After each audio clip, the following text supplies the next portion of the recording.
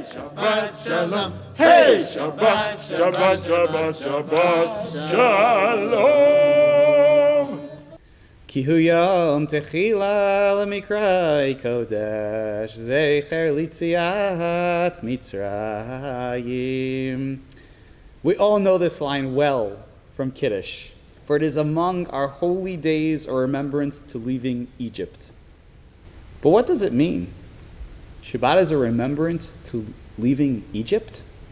Is that why we have Shabbat? I thought Shabbat reminds us that God created the world in 6 days and rested on the seventh. Well, of course it does. This is reflected one line beforehand in Kiddush. Shabbat is zikaron l'ma'aseh v'reshit, a remembrance to the creation of the world. So then which one is it? Is Shabbat about rest from work of creation? Or is Shabbat about exodus from Egypt? To paraphrase the joke, you're right and you're right. It's both. And this is seen not only in Kiddush, but also in the Ten Commandments. The Ten Commandments are mentioned twice in the Torah. Once in Shemot, when the people stood at Har Sinai and heard the Ten Commandments delivered from God. And then repeated by Moshe in the book of Devarim. When Moshe repeats the commandments, they're almost identical, but with some slight differences. Two of the most important differences are regarding the mitzvah of Shabbat. First of all, in Shemot, we're told, Zachor et Yom HaShabbat. Remember the day of Shabbat, to keep it holy. In Dvarim, we're told, Shamor et Yom HaShabbat. Keep the Shabbat. Zachor in one place, Shamor in the other. Remember and keep. The Midrash insists that God said these two words at the same time, in the same moment. We refer to this in the Chadodi, when we say Shamor v'Zachor b'dibur echad, that God said Shamor and Zachor in one utterance. The rabbis teach that remember, Zachor, refers to the positive commandments of Shabbat, to make Kiddush, for example, the way that we remember Shabbat. And they insist that Shamor, keeping Shabbat, means keeping us away from things that we shouldn't be doing, the negative commandments on Shabbat. According to some, this is the reason that we have at least 2 candles on Friday night, one for Zachor and one for Shamor.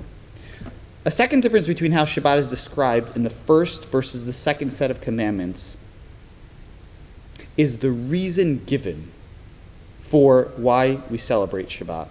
In the first of the 10 Commandments, we're told about Bereshit, for in 6 days the Lord made heaven and earth and the sea and all that is in it, and he rested on the 7th day. Therefore the Lord blessed the Shabbat and hallowed it. Shabbat of creation. Shabbat we're familiar with. But in the second set of commandments, we're told, remember that you were a slave in the land of Egypt, that the Lord your God freed you with a mighty hand and an outstretched arm. Therefore, the Lord your God has commanded you to observe the Shabbat day, Shabbat of Egypt. This is where we get it from in Kiddush. Shabbat is both about creation and about Exodus. But that just begs the earlier question. I know what creation is doing here, but what does Egypt have to do with Shabbat? I want to suggest that the answer can be found in the parsha we read this Shabbat, Parshat Shemot. Our parsha discusses the beginning of our enslavement in Mitzrayim, and we're told that the Egyptians enslaved the Jewish people by making them work avodat perach, the work of perach. What type of work is this? The word perach doesn't appear elsewhere in the Torah, so the commentaries disagree about what it means. The most common understanding seems to be that this refers to some type of back-breaking labor, hard work that crushed us. Listen to the words of the Malbim, one of the classical commentaries. He writes that avodat perach refers to work that is b'li minucha, without rest, uvli tzorach, and without need. Without rest and without need. Now, without rest, I understand that. Working without a break, that's slavery. But what does without need mean? According to this approach, the type of work that the Egyptians forced upon the Jewish people wasn't only focused on crushing them physically, But the goal was to crush them spiritually as well. How so? Meaningless work. This is the worst type of labor. By giving them work that accomplished nothing, they attempted to crush the spirit of the Jewish people. Think about one of the demented strategies of the Nazis. Survivors tell stories about being forced to carry heavy burdens from one end of the yard to the other end of the yard, back and forth all day long. And then just for fun, the Nazis would kill whoever finished last. Think about the myth of Sisyphus, the Greek king, who was punished by Zeus and condemned to eternally push a boulder to the top of the hill, only to have it roll back down and have to start over again and again and again. This is perhaps the most crushing of all labor because it's not only physically slavery, but it is mentally defeating. A person knows there's no purpose to their hard work, and that is completely and totally devastating. We can put ourselves through a lot physically, but when we feel that our work has no meaning, it becomes difficult to carry on. Meaning is what drives us. This is the main point that Viktor Frankl, a famous psychiatrist and author and Holocaust survivor, makes in his monumental work entitled Man's Search for Meaning.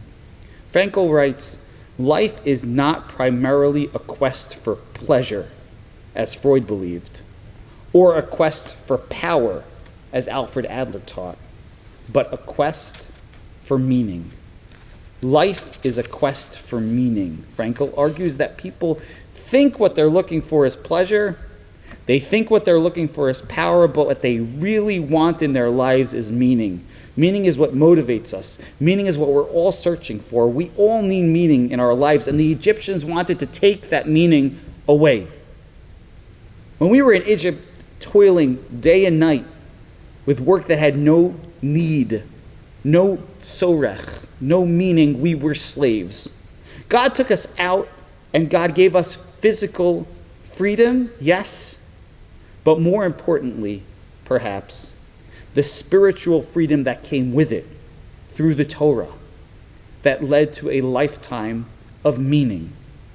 Yes, Shabbat is an opportunity for rest. 6 days we work and we rest on the seventh, just like God. Zikaron lema'aseh vereshit, a remembrance of the days of creation. When we do Shabbat right, we make Saturday holy. We sanctify our rest. But Shabbat is also Zecher Litziat Mitzrayim. Shabbat is also a reminder that God took us out from Egypt. A reminder that work should be holy too. An eternal sign that God gave our lives meaning and purpose. Not only on Shabbat, but even and especially during the work week. Shabbat isn't only about the weekend. It's also about the weekday. It reminds us that real freedom comes from the meaning which we give to our life. What type of work are we doing? Is it work that brings us meaning? Is it work that brings meaning to others? Is it work that brings meaning to the world around us? And when I say work, I don't only mean the occupation for which we get a paycheck. I refer to the work each and every one of us does, day in and day out. The work of living with meaning, living with purpose. You want happiness? You want joy? Find meaning.